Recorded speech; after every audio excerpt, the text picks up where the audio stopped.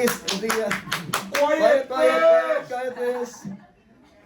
Okay. Is the Senior IT Director for Global Infrastructure at New York University, a multi-billion-dollar university ranked among some of the most prestigious research universities in the U.S. Sabi kay Mrs. ko, huwag mo nang salita. He has over 35 years of global IT training and IT leadership experience in various industries. I heard he was the one who set up the U.S. Embassy IT. When was he? What year was this? 89. Oh, 89 to 97. baby pa ako noon, baby pa. Biro lang. So can you imagine US Embassy naglagay ng IT infrastructure? He has over 35 years of global IT in various industries, seaport operations, logistics, finance, healthcare, IT, and higher education. Prior to joining NYU, ELZAR was Vice President of AIG. Ano ito? Insurance company? American International Group. Yeah, insurance. Wow. Largest insurance. And was part of the team that pioneered data management in the largest insurance company in the world, based in Manhattan, Wall Street. Before he joined the finance industry, ELZAR worked for a global British seaport and shipping company. Wow, big time, huh? And directed the IT operations of some of the largest container terminals in the world. Wow. Okay, pwede ba naman sailboat ko siguro, no? Over 5 times the size of LA Long Beach, which is the largest US port. ELZAR is an author of 2 books on artificial intelligence titled AI Hacked and AI Hack 2, which are distributed globally by Amazon.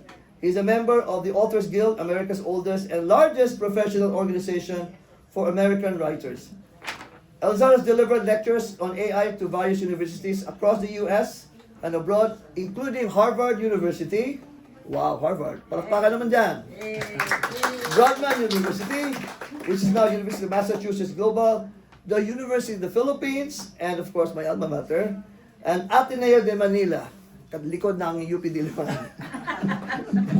And of course, he has also delivered AI lectures to professional organizations and institutions like Phoenix Financial Executives, the International Association of Financial Executive Institutes, IAFEI, and the Southern California Association of Architects and Engineers.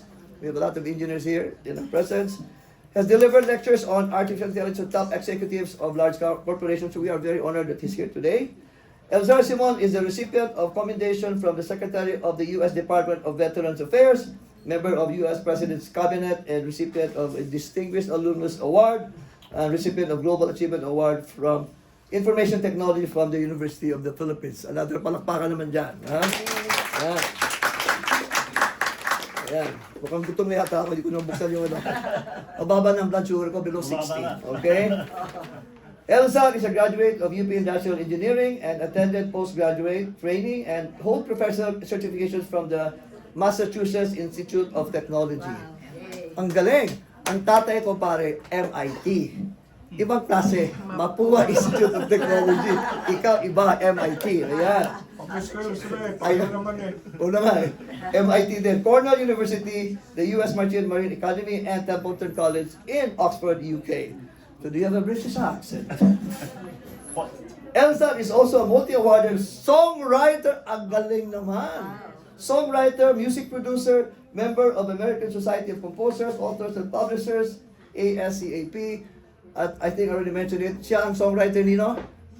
Lea Salonga, Sacha Padilla. Sino pa? Gamo. Basil Valdez, right? Basil Valdez. Basil Valdez, Sacha Padilla, Lea Salonga. Okay? Sofronio Vasquez Camin. Ano na rin ba si Sofronio? Imelda Papin? Hindi ko naabutan. Okay, so let's welcome with a big round of applause, Dogjie, Elder Dogjie Simon. Alright. Oh, by the way, siya rin may-ari ng Inasal. Inasal. Siya may-ari ng Manila Inasal, ha? Yes. Oh, masarap ang kanilang manok, chicken. Okay, there you go. Thank you, Dr. Gamo. For some of you who are at the back, can you hear me? Okay, sige. Just to also add to what Dr. Gamo said, and more specifically, giving back to UP. No? I have a professorial chair under my name in the UP College of Engineering, focusing on artificial intelligence. The result of that professorial chair was the development of the master's and PhD programs in artificial intelligence in UP. Secondly, I'm putting together a concert in November featuring 7 of my songs arranged by Dr. Joel Navarro of the College of Music. It will be performed by the top 3 choirs in the Philippines, the Philippine Madrigal Singers, the UP Concert Chorus, and the UP Singing Ambassadors. Fundraising for the UP College of Engineering. And also, I would like to tell you that this topic of AI has taken me to many different places, and I proudly bring the banner of UP every single time I talk. Thank you very much. Next slide, please. Well, this is a shameless plug, as mentioned earlier by Dr. Gamo. I'm an author of 2 books. The first one is titled AI Hacked. Logically, the second one is AI Hacked 2. Both distributed globally by Amazon. And AI Hacked was released in June 2019 and was actually listed in the top 100 AI books by an independent book curator called bookauthority.org. After that, I followed that through with AI Hacked 2, released in June 2020, when I was finding some time to spend during the pandemic. Let me just also highlight that you will find, actually I have some copies if you're interested to purchase. The book endorsements you'll find at the back of the back cover, endorsed by Harvard and MIT PhDs. Okay. I think that deserves a round of applause. For UP. Okay, so here's our agenda for tonight, for this afternoon. I won't go through this, I won't bore you, but I'll go straight to the slides, right? So just a quick disclaimer. Any brand of software or solution that I mention here does not constitute an endorsement from me. Okay? I will mention them, but not necessarily endorsing them as solutions for your hospitals. Of course, you have your own IT departments who will try and figure out the proper solutions for your entity. Okay, so just to level set our understanding of artificial intelligence. Technology used to be a tool to help us with our work. AI is very different. It will actually perform the work. In simple terms, AI is a machine that can think and act like a human being. It can be in the form of a robot, a device, or a piece of software. And the difference is that it used to be that when we program a software, it will just follow the instructions.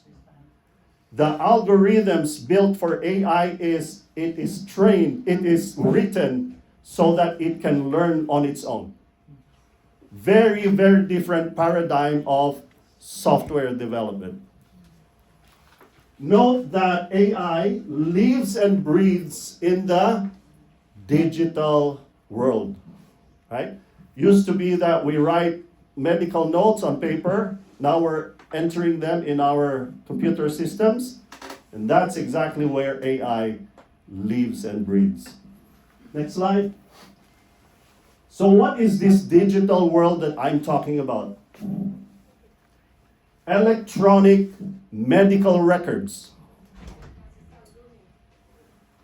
lab results, right? Histopathology, radiologic images and scans. Even medical journals are digitized. We can find them in the internet. We can Google them, right? Even the publishing companies have already digitized the articles. They all live in the digital world. Medical researches, national, regional, and global health statistics, patient registration, scheduling, billing. By the way, in 1989, when I joined the U.S. Veterans Affairs in U.S. Embassy, there were only two PCs, personal computers. I brought the system of the United States Veterans Affairs, brought it to the Philippines, and installed it myself. That resulted in the firing of the IT manager, who's an American, and I took over as the head of IT. Wow. 1989. Because of that, after 1 year, I was voted as the Employee of the Year of the U.S. Embassy. Again, the banner of UP, right? So what can AI do today? A lot of people just hear, well, I can talk to Alexa. What else? I know a few things about ChatGPT, but that's all that you probably have experienced as far as AI is concerned.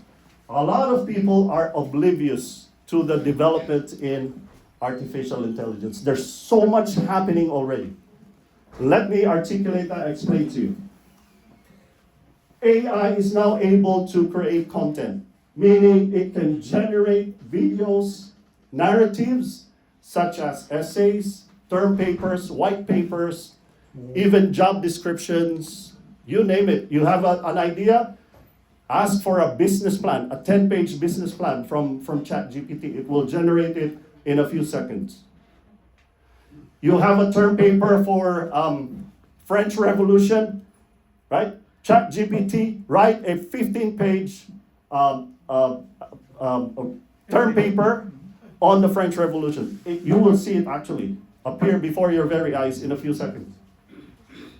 It can generate software code. In fact, Google recently announced that 25% of their programming workforce will be laid off. Why?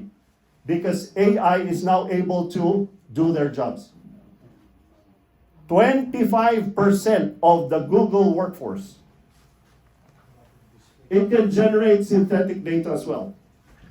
So you've got some, what we call generative AI platforms, Gen AI. ChatGPT is the most famous. Gemini is owned by Google.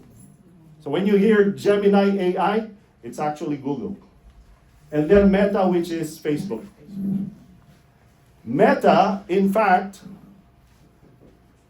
announced recently that their artificial intelligence platform, given a prompt, a sentence or two, can generate a video, choose the song, the background music, create the script, embed a voiceover on the video on its own.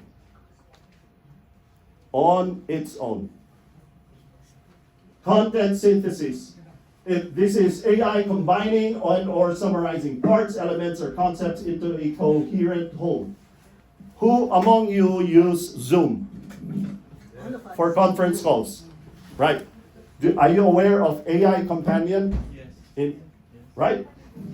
So AI Companion will actually translate voice to text. Right? Whatever you say in that Zoom call will be captured by AI, and in fact, it will summarize the minutes of the meeting for you. Even in Tagalog. Even in Tagalog. Can you translate through AI Tagalog into Cebuano? We will even demonstrate that po. Okay, good. Later. Good. Okay.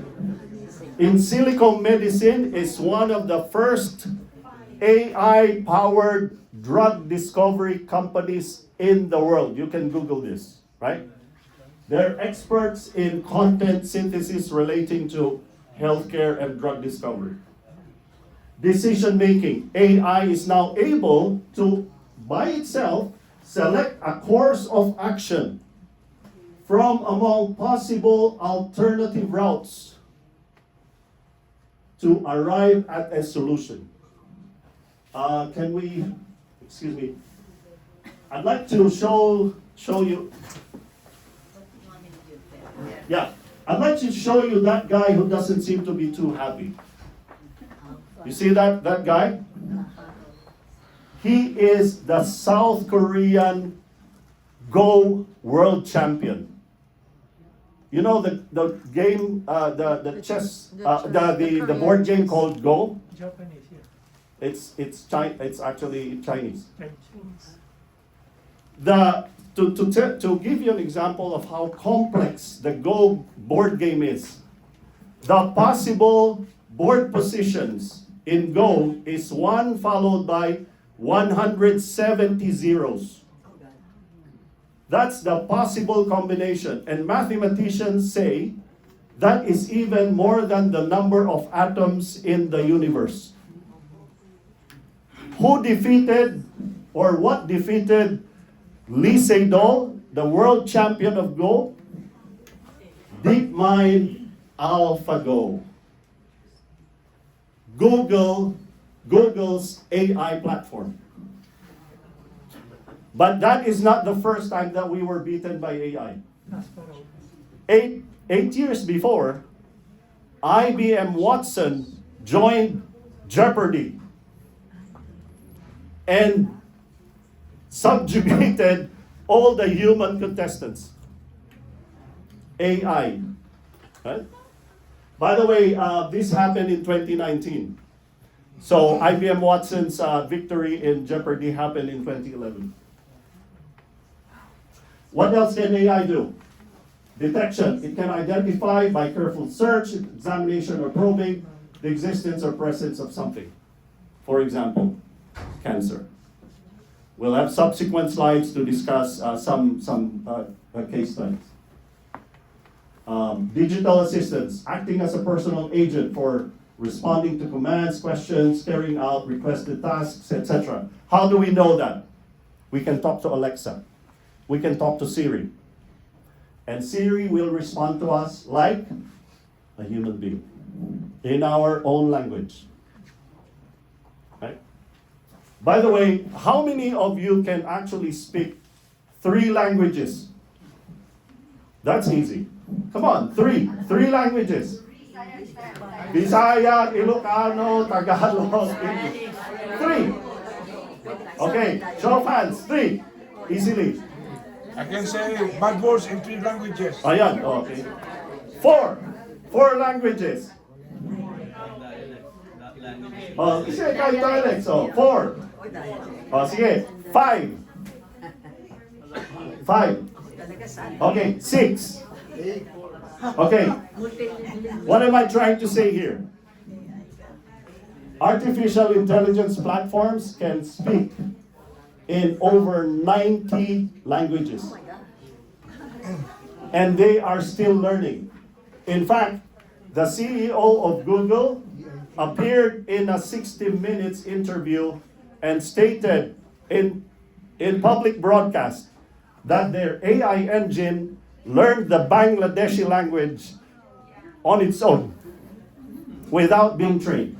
And their developers do not understand how their AI platform was able to do that on its own. Isn't that amazing and at the same time scary? Scary. Discovery. AI can now find, recognize, unearth something for the first time. An example of this is brain space.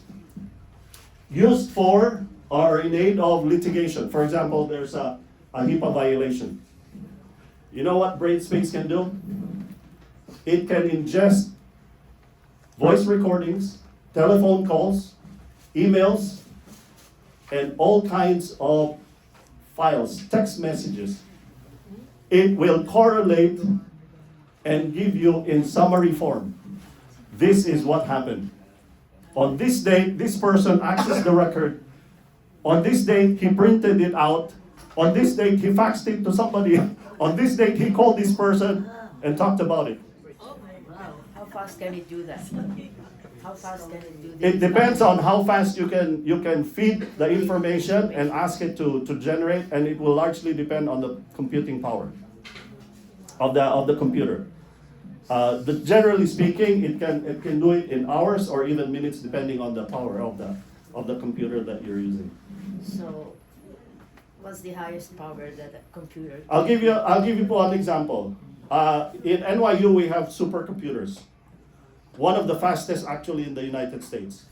We believe, How many gigabytes are you using? hindi petaflops ang tawag. Petaflops. It's the speed. Iba ng level ng ano yun. When you buy a computer, you buy one core. Yeah, one core. Yeah? i5, i7, etc. Yung supercomputers ng NYU, 20,000 cores. Wow. It will do the calculation that will take years for other computers to do in a few minutes or even seconds. Kaya we are one of the top research universities in the country. NYU. Next slide, please. Image analysis. AI can now recognize attributes with digital images to extract meaningful information. Sino sa inyo ang pathology ang background? Wala. Si Dr. Gamo ba, pathology? No. Of course. Yeah. Sino sa inyo ang may radiology background? Si Ethel does Si Ethel? Yeah, she does Okay. microscope work. I'll have some slides on computational pathology and radiology later on.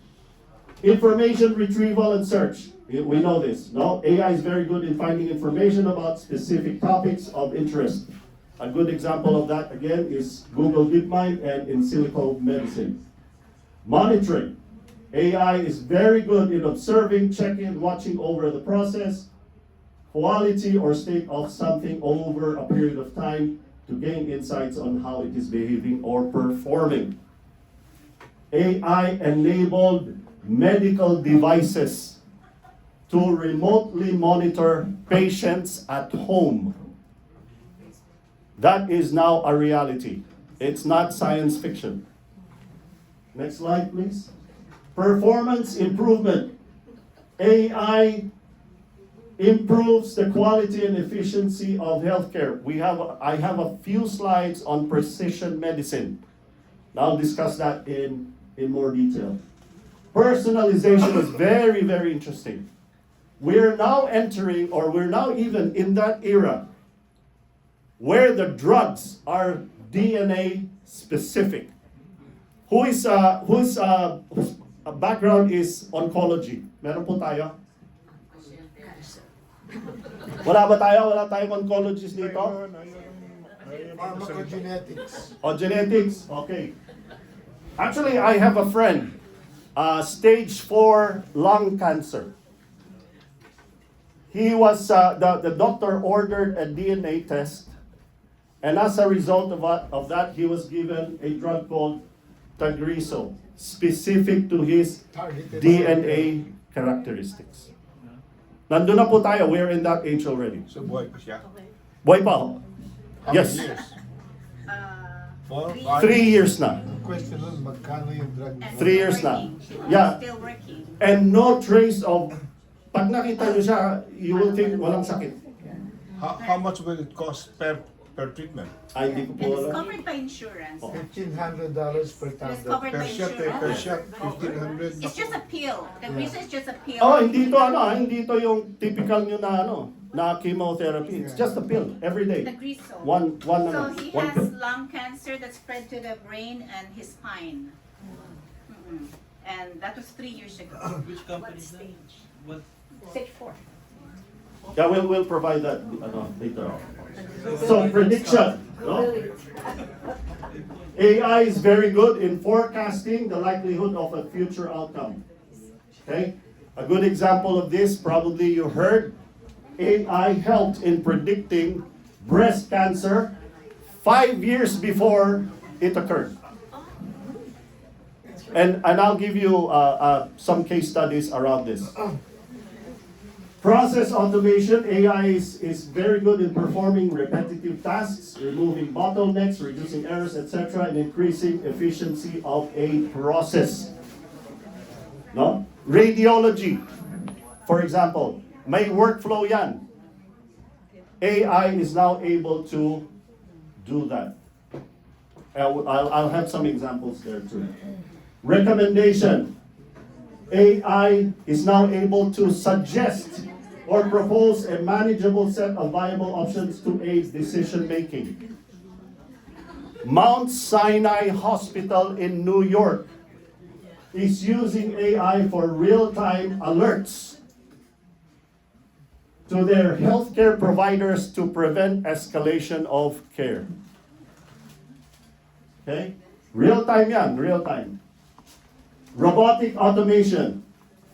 AI and robots combined are physical machines to automate, improve, and or optimize a variety of tasks. A good example of this is in Wuhan, at the height of the pandemic. The Chinese people, right, using artificial intelligence and robotics, use their robots so that they will be able to protect their healthcare providers.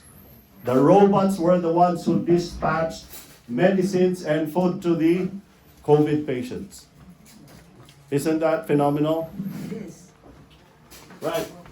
What was this FDA approved drugs? And China po yun. Sa China yun. So walang FDA doon. But I'm sure we have hospitals here already that are using robots. Oh, yeah. Surgery, you know. Surgery. Mamaya we'll discuss that.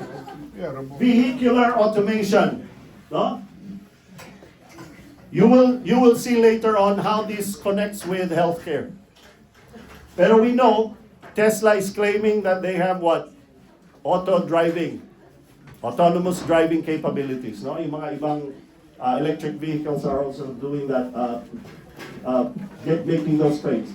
By the way, all of those capabilities that you saw in prior slides, you will be able to find that in the National Institute of Standards and Technology, a website, NIST. Okay? Now, this is very, very important. If you look at all the capabilities of AI today, all the necessary building blocks are now in place for AI to perform most of the work that humans do. Including cooking. Meron robotic chefs na. So I will replace my wife now. She cannot cook anymore. Hintay muna, hintay. Oh. Siya din, i-replace mo siya. Okay. Oh, no. Pakirong lang, please. So let's compare AI with humans. Okay, anong differentiators nila? Number one is what? Speed. How many of us can actually read hundreds or thousands of journals in a few minutes?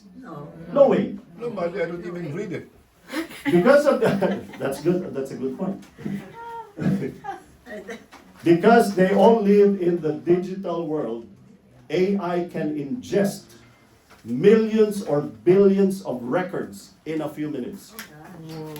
It can scan and ingest hundreds and thousands of medical journals in minutes. Speed. AI does not sleep or take breaks.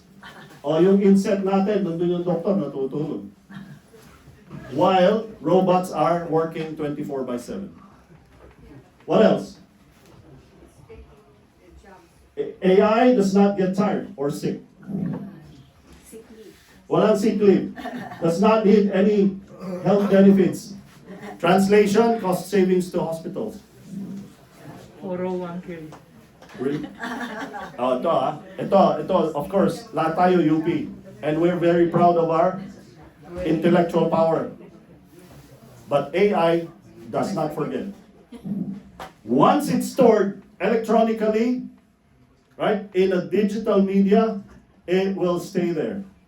AI will be able to access that many, many years after and give you exactly the same information as how it was stored many years ago. Question. Opo. Do you have security clearance from US Embassy? Of course, meron ako. Okay, good. But I will not tell you the level. Yeah, okay. Okay. It does not forget. It is very consistent. And by the way, the caveat there is it can be consistently wrong. Depends on the data that you feed it. So how do you know it's wrong? Ano na yan? Question You have for to you. you have to investigate and check the results. Oh. So what's the percentage? May human ano din, may human interaction to check it. As I said, it can ingest millions and billions of records or journals in minutes. It can connect millions of dots, right? Pieces of information that is not possible for a human mind to perform. Millions of dots of information that it will try and connect. I mentioned brain space used for electronic discovery for litigation. Imagine AI ingesting millions of email messages, text messages, phone calls, etc. It will be able to correlate that and give you a summary and say, this is what happened. Is AI run by electricity? Yes? So you Of need course. electricity then, Yeah. or generator. Okay. AI can learn and detect things not readily obvious to humans. Very, very important. No? We can only absorb so much and be able to make sense out of what we read. No? But AI is able to detect things. And many cases that they used artificial intelligence and they said, oh my gosh, this is a problem that we have been having and we didn't even know about it. AI can perform human work with better precision and efficiency. This is an epochal moment between man and machines. A race, an unprecedented race we've never seen before. And we can almost predict who will win. By the way, can it take over the job of a jury and a judge? There are AI writers who actually speculate that even judges will be replaced by AI and robots. And the jury?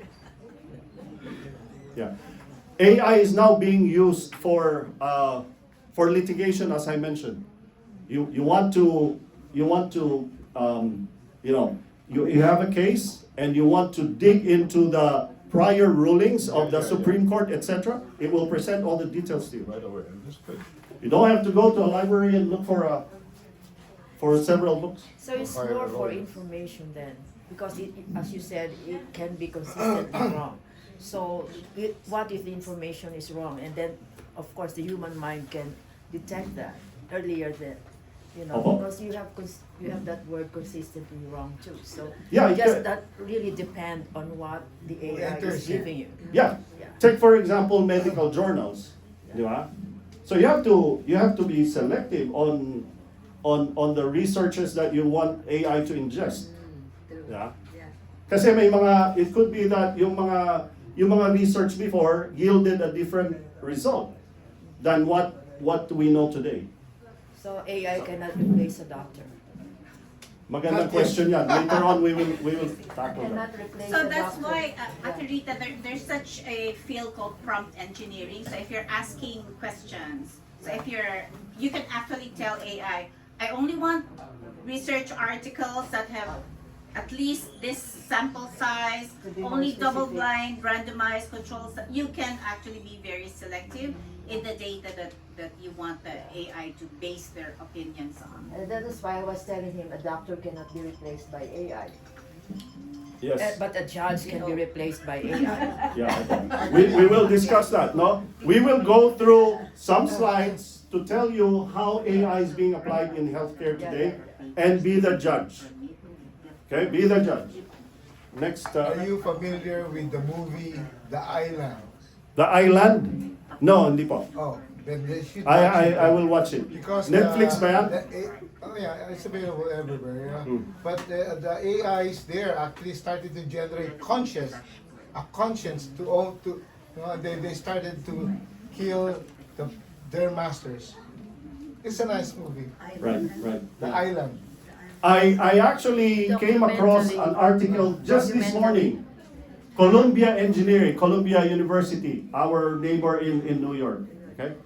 Columbia University Engineering Department developed an algorithm where AI understands itself, understands how it operates, and how AI can improve its operation. Can it feel? Can it emote emotions?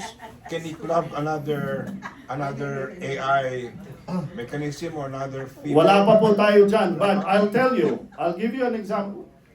When I wrote AI Hacked in 2018, a lot of AI writers believed that AI will not be able to surpass the artistry, the artistic abilities of human beings.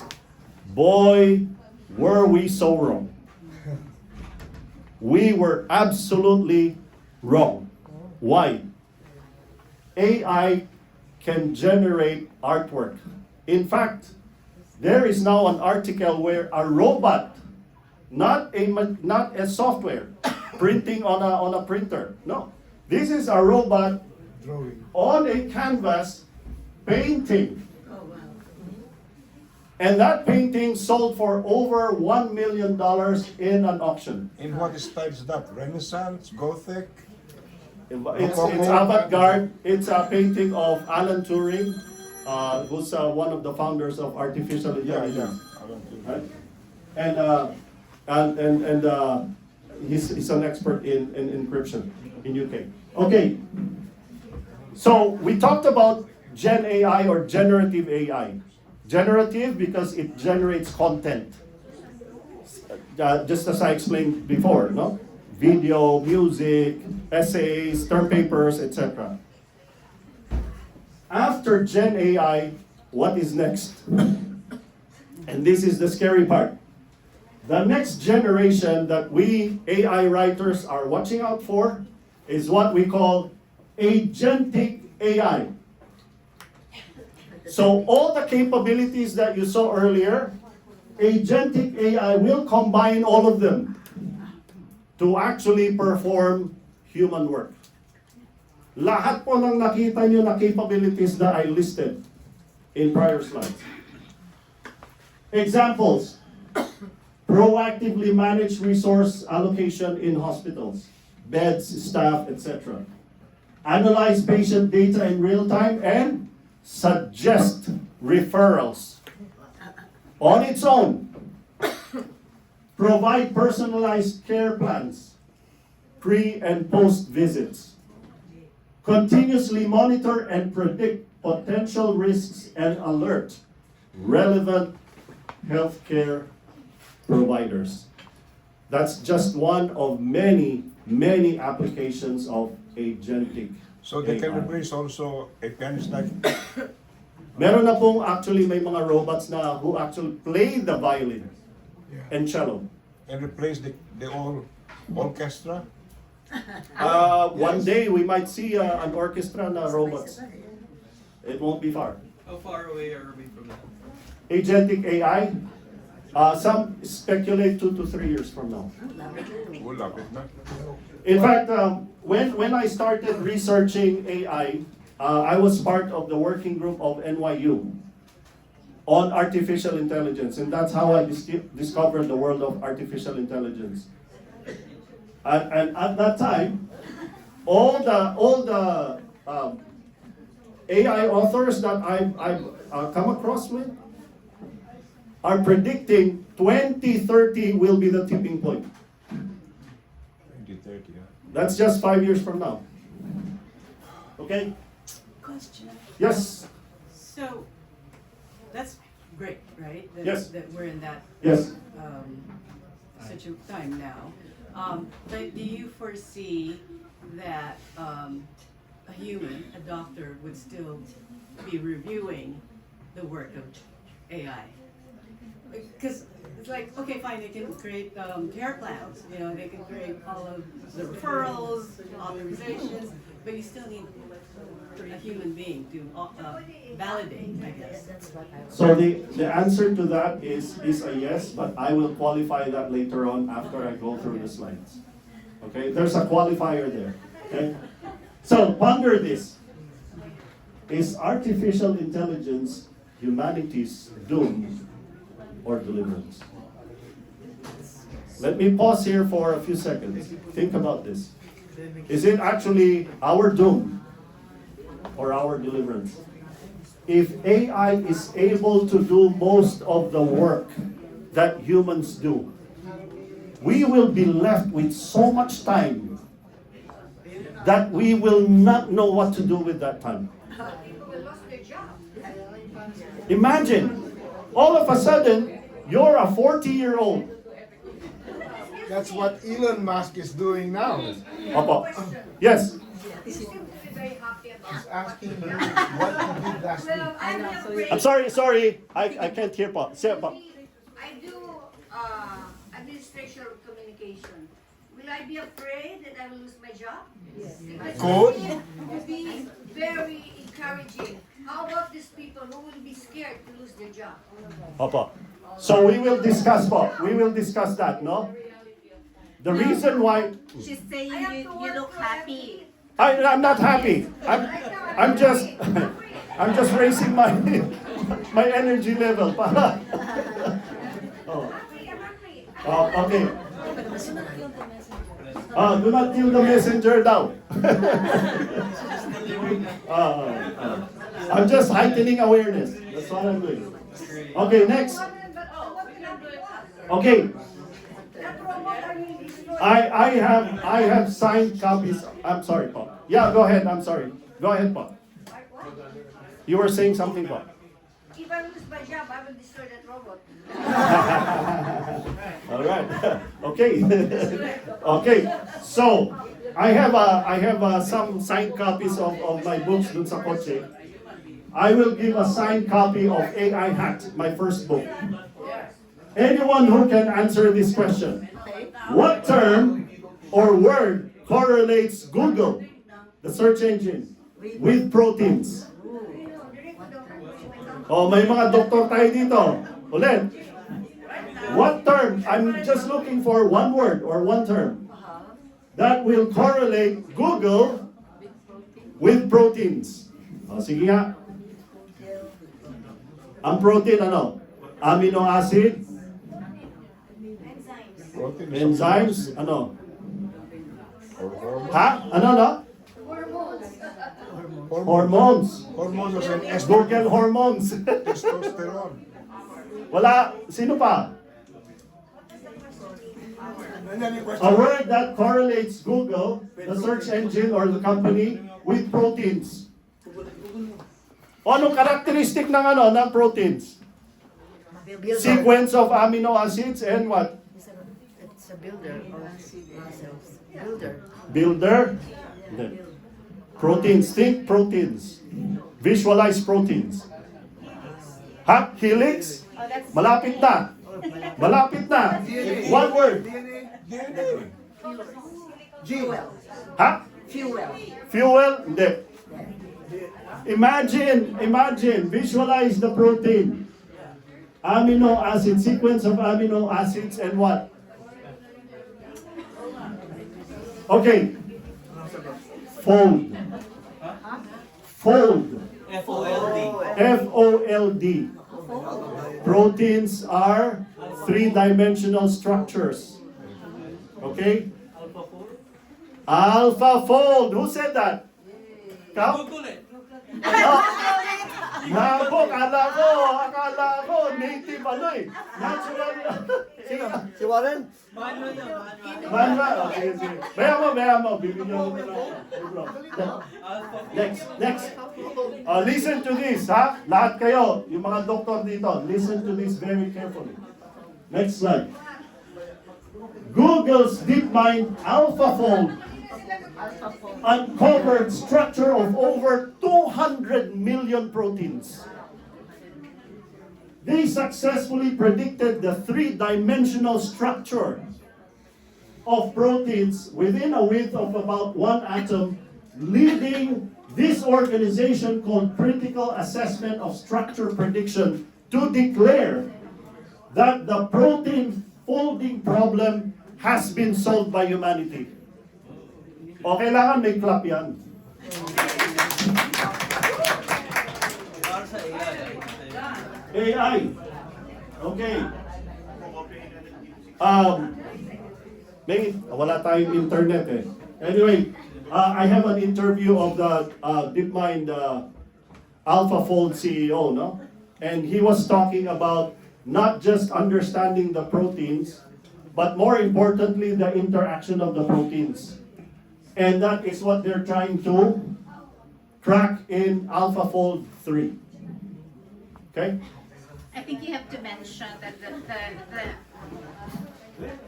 importance of being able to predict the structure of proteins has to do with developing drugs, vaccines.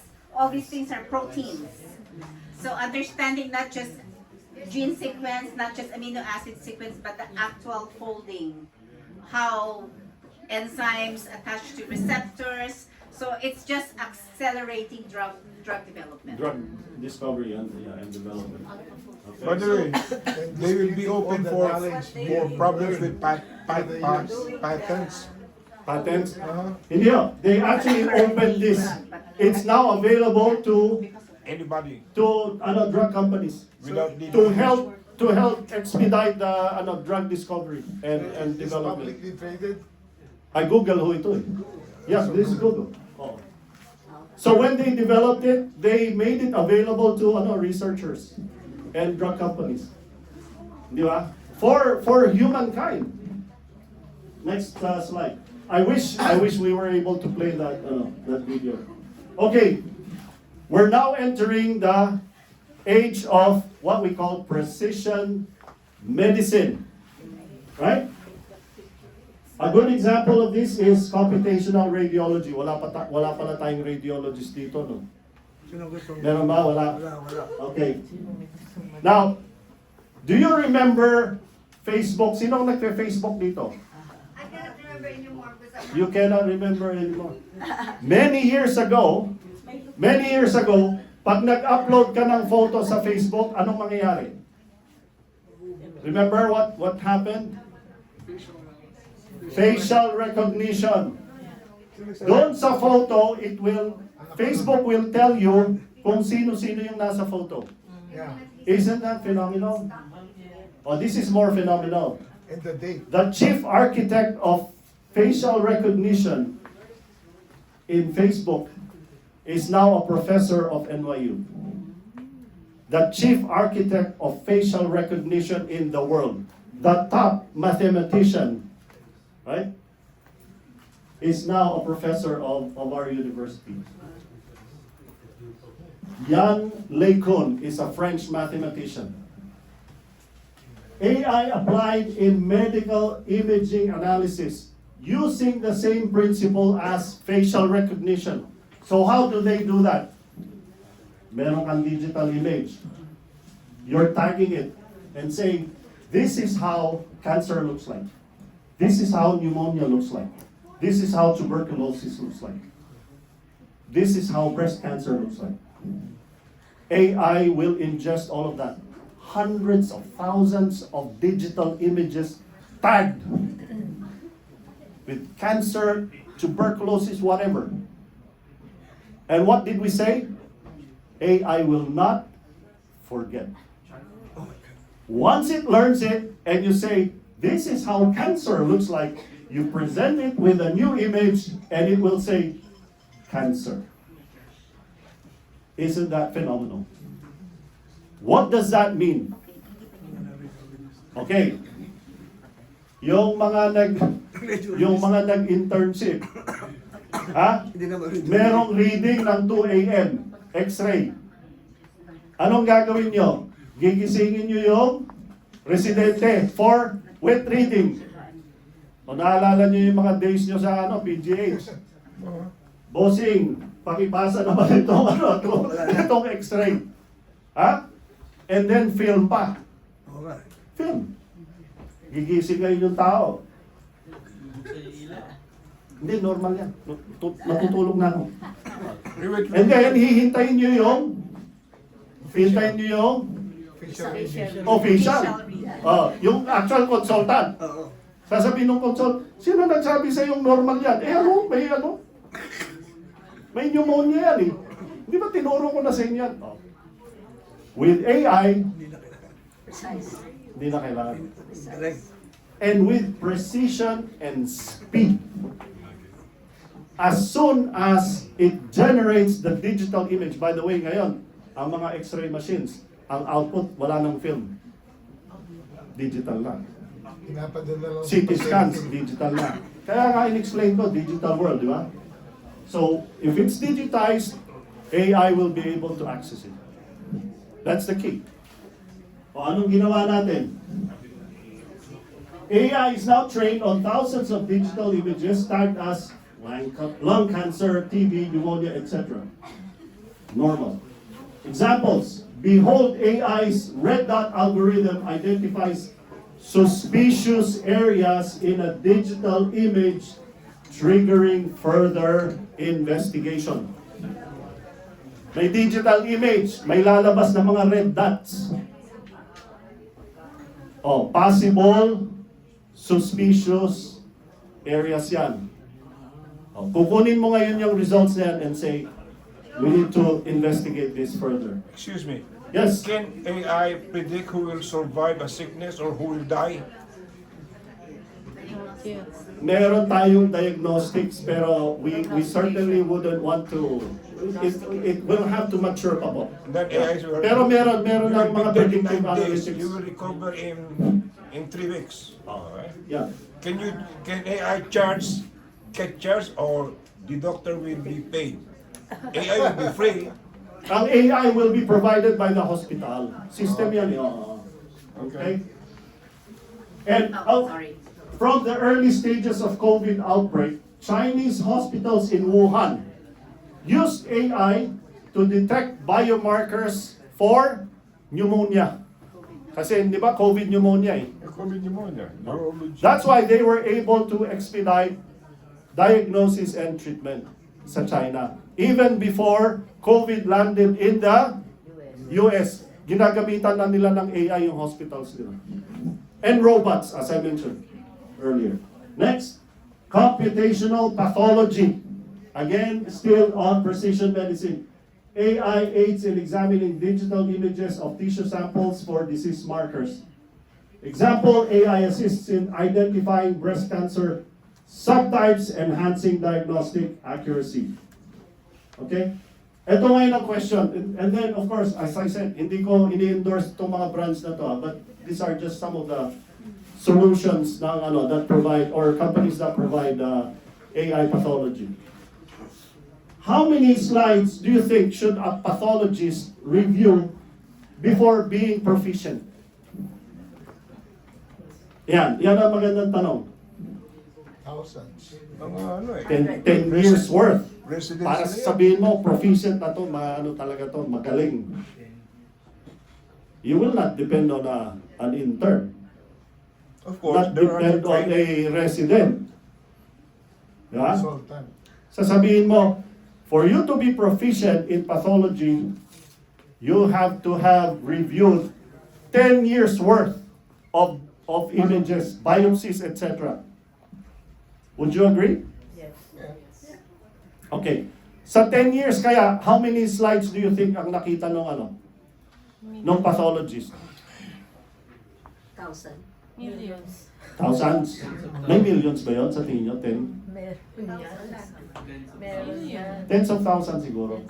Tens of thousands. Tens of thousands. I'll ask Oh. my classmates. Okay, imagine AI being trained on hundreds of thousands or millions of digital images. And remember, once it learns a slide, it will not forget it. This is how cancer looks like. This is how breast cancer looks like. It will not wake up one morning and give a wrong diagnosis. It will not sleep. Soon as the results are out, it will give you a diagnosis. And imagine, if you are a new doctor in your field, you now have access to the same technology, right? That you are, it's like having an expert pathologist right next to you. Okay? Precision medicine, other case studies, breast cancer detection. Duke University's Asim Mirai can potentially predict breast cancer development up to 5 years before it occurs. Duke University. Amazing. It analyzes mammograms and identifies subtle differences between the left and right breast tissue to assess a woman's risk level. AI in action. Next slide, please. In the field of ophthalmology, AI tools like luminetic score diagnose diabetic retinopathy and age-related macular degeneration on its own. No doctors. Prostate cancer. Artera's AI platform analyzes patient data to recommend personalized treatment plans endorsed by the National Comprehensive Cancer Network.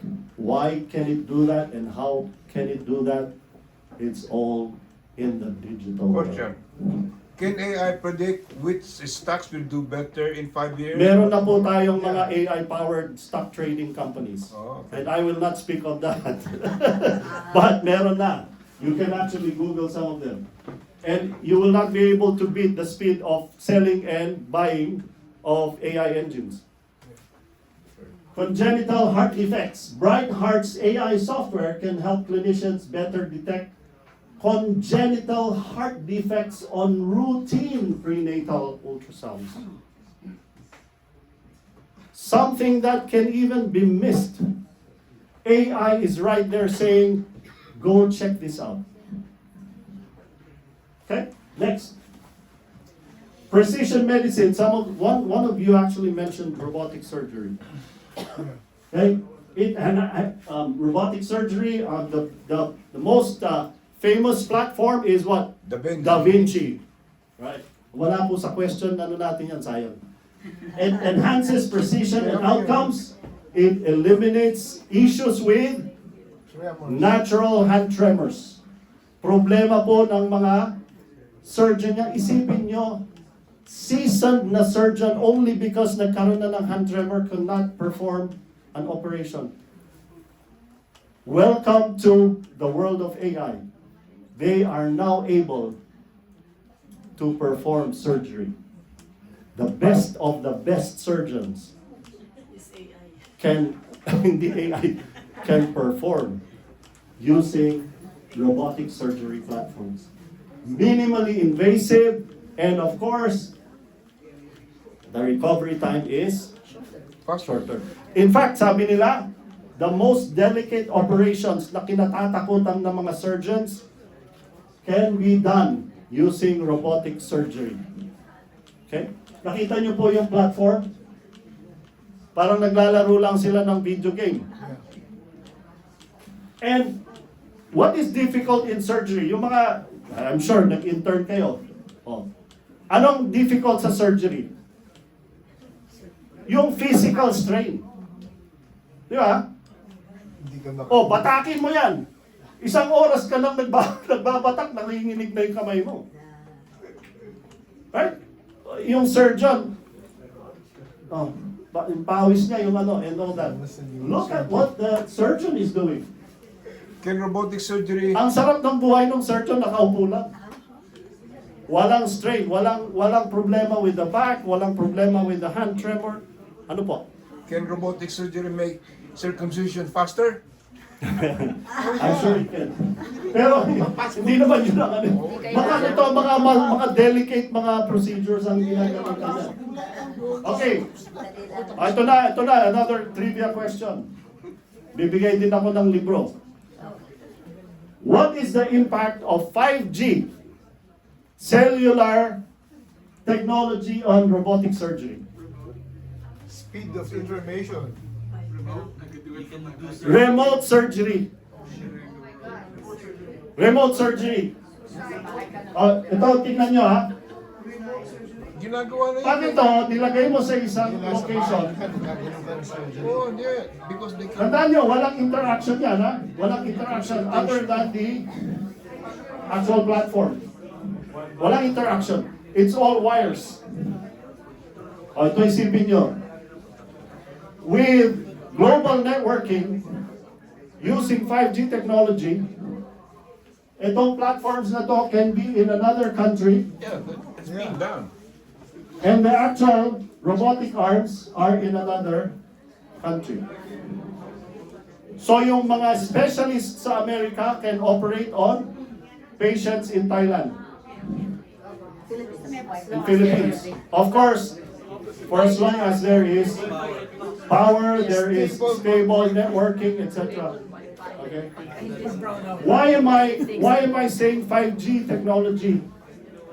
Alam nyo sa IT kasi, yung mga iba, of course, layman hindi naintindihan kung ano yung 5G technology. Ang promise ng 5G technology is 1 millisecond response time. Para maintindihan po natin yung 1 millisecond na response time, kumuha kayo ng computer, dalawang computers, pagtabihin nyo sa computer room, i-connect nyo, yun ang speed ng 1 millisecond. Imagine yung 1 millisecond traversing coast to coast. Ang promise ng 5G is we can deliver a 1 millisecond response time across the nation. Wow. So, the world is waiting for that to mature. Remote surgery. Medical education. O si Dr. Gamo nasa medical education. Oh. AI and virtual reality are now used in surgery training. Company called Precision OS, using virtual reality programs, help surgeons train and practice surgical procedures. Okay? Next. Ito yung pinag-usapan natin kanina, AI in genomics. AI analyzes genetic data to predict disease risk and treatment responses. And there are AI models that identify genetic mutations linked to congenital heart defects, enabling early interventions. AI can also provide evidence-based recommendations for treatment plans. An example of that is an AI model that predicts optimal radiotherapy doses for cancer patients by integrating clinical data and so forth and so on. Let's move on to the next. Bridging language barriers. Pasyente ako, Ilocano, hindi ako nagsasalita ng Tagalog. Anong tendency ko? Maghahanap ako ng doktor na Ilocano speaking. Okay. Anong language mo gusto? I'll give you a real-time demo. Real-time demo ng AI. May I ask my wife to come? Ask anybody. Oh, anyone? Meron bang nag-i-Spanish sa inyo? Sino marunong Spanish? Or Ilocano? Sino Ilocano? Well, Manog. Ilocano kayo na. Tayo kayo dito para ano. Ano kailangan mo? Miss Rita. Hey, ChatGPT.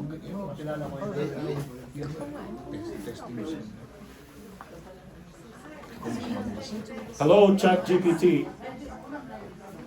Hello, how can I help you today? I have a patient. Patient kayo kunyari. I have a patient who is Ilocano speaking. I want you to translate her Ilocano to English and my responses from English to Ilocano. Can you do that? Absolutely. I'd be happy to help with that. Just let me know what you'd like to ask or translate. Okay.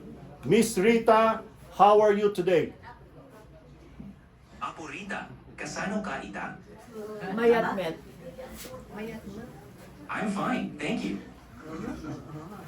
What can I do for you today? Aniya ti mabalin ko nga arami din para ken ka ita. No. That's what I'm gonna say. Nasakit ulo ka, doktor, na nabayagan, tatlong aldaw. I have a headache, doctor, that has lasted for 3 days. Okay, so Miss Rita, for every time that you have this headache, how long does it last? Kada may sanga nagrigat ti ulong, mano ka nga oras, weno adlaw ang maigan?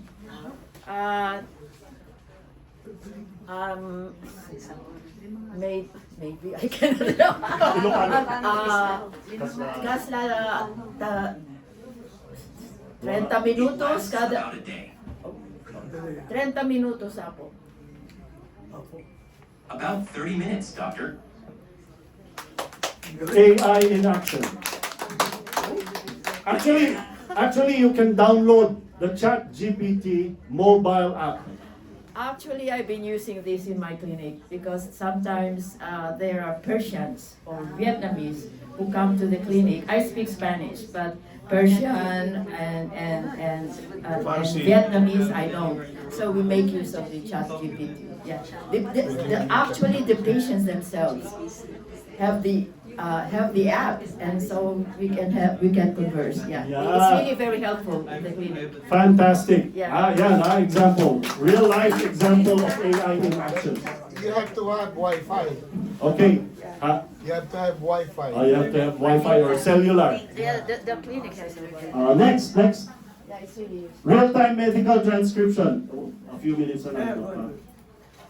I'm sure some of you have tried already Dragon and there's Speechmatics, etc. Right? Yeah. This is text.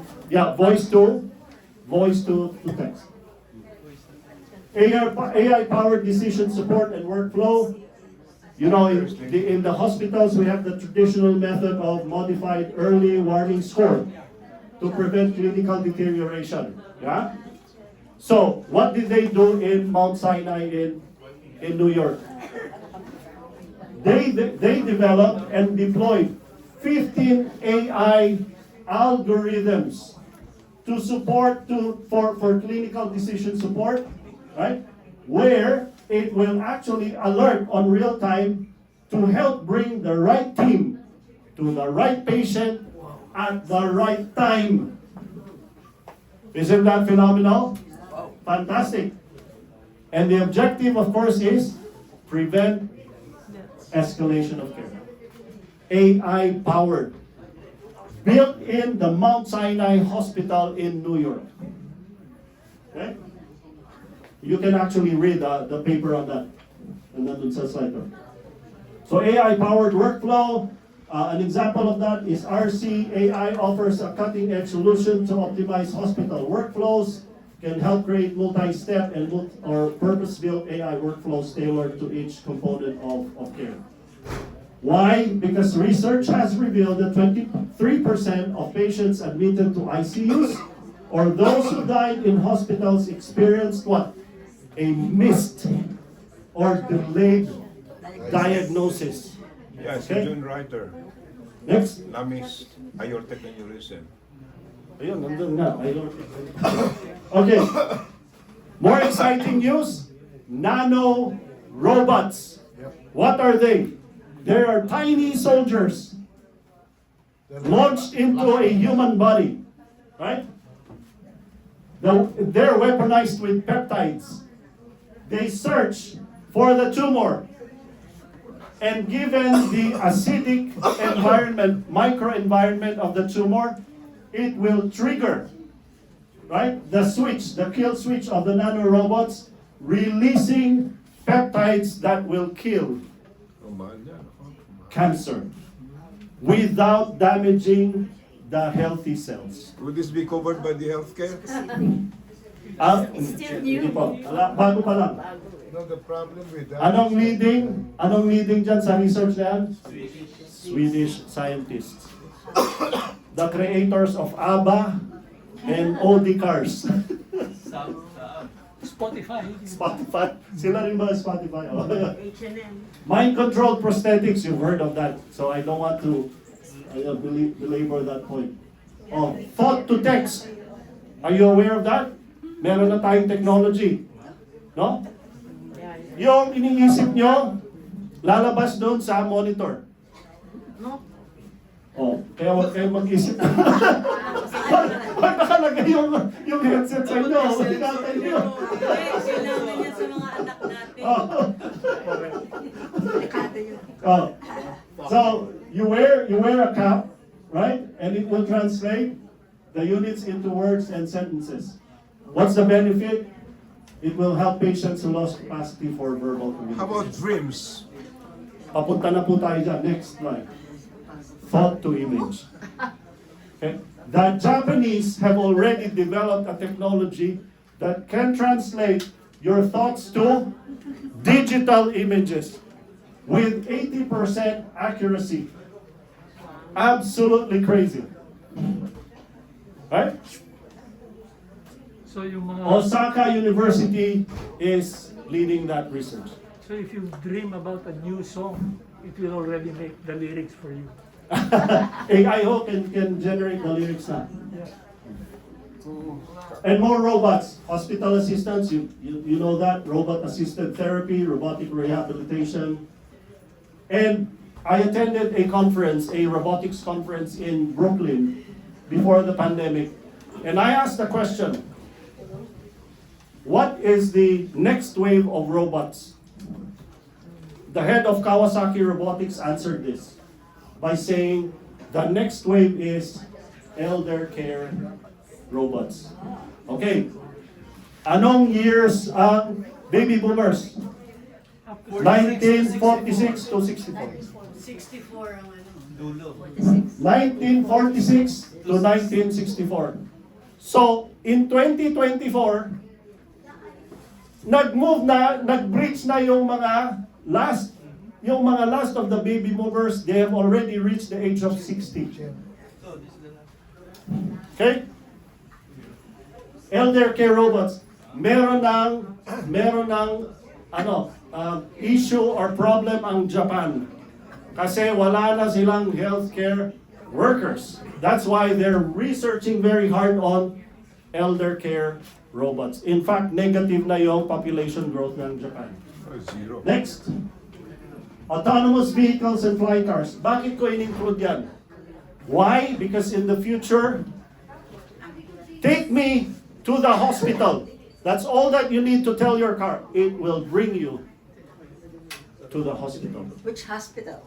Which hospital? PGH! Dapat may favorite kayo. Take me to a hospital. Take me to the nearest. With stenting. capacity. Capacity, yun. Okay. And more importantly, in the near future, we will see flying cars. Meron na ngayon eh. Magkakaroon ng traffic sa 210 o sa 101. Anong gagawin ng flying car mo? Because it's an emergency, it will vertically take off and bring you to the nearest hospital. It's costing 300,000 now. It's possible. It will happen. In fact, China is doing this. Microchip, malapit na tayo matapos. Microchip implants. A chip that contains large amounts of personal, financial, and medical information. It can help monitor vital signs, health conditions, and treatment adherence. Right? Cardiologists, case study. Cardiologists at UConn, University of Connecticut Health, are now using tiny implantable sensors to monitor heart failure patients at their homes. Wow. Yeah. Sending signals back to home base. With alerts. Next. Whole body scans in malls. Unbelievable. And people are falling for it. Early diagnosis, they think, what's the danger? Unnecessary exposure to radiation. Personalized and interactive healthcare. Babylon 360, again, I wish I could play the video. You can Google Babylon 360. You know what that is? It monitors all your vital sites. It will tell you, you need to exercise, you need to do this, it will remind you your medication, it will even tell you if you should see a doctor. That's Apple already. It's already doing that. Yeah. Babylon also is preparing an application that is available in the internet where you can talk to AI like you're talking to your doctor. And it will give you a diagnosis and even recommend that you see your... Is he okay? Busy siya. Pwede pa igaya natin sa Many doctors here. Puro tayo doktor dito, so... Many. Ano yata, nahilo na. Either we continue later, tapusin mo na lang kaya. Anyway, meron pa ng part 2 mamaya din. Okay. So my shameless plug, again, books. I have signed copies here. If you want, nandun po sa ano, actually, it's if you buy the 2 books, $50. If you buy 1, it's $35. I have also AI hack shirts for $20. Okay, next. Manila Inasal, don't forget, we're opening sometime soon. It can be found at 240 North Virgil Avenue in LA near Filipino Town. Is that a dine-in now? It's a dining Dine-in na daw. Yeah. Galing. Thank you very much. Yeah. Q&A if you have any. Salamat po. Salamat, Dogjie. Before anything else, I am very happy. This guy, I knew him. Hello, halika rin. Go.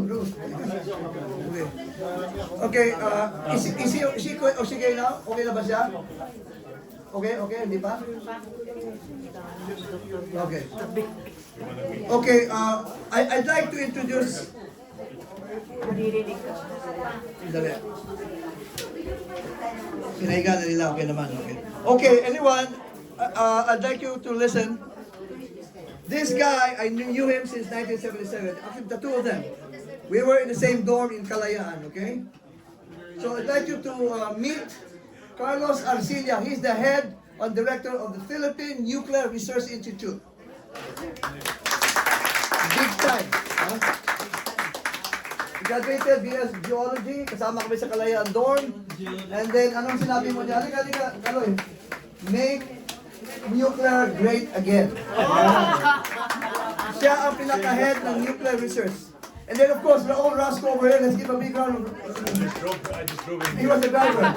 But he is an engineer who built the skyscrapers in downtown LA. Among other things. Among other things, he built skyscrapers. Huh? Big time ito, big time. Ayan. Okay, so alam ko, gusto mo kayo? Okay, I will just have a very short prayer, okay? Dear Heavenly Father, we thank you for the food prepared before us, and bless the food before that's prepared. In Jesus' name we pray. Amen. Okay, kain na.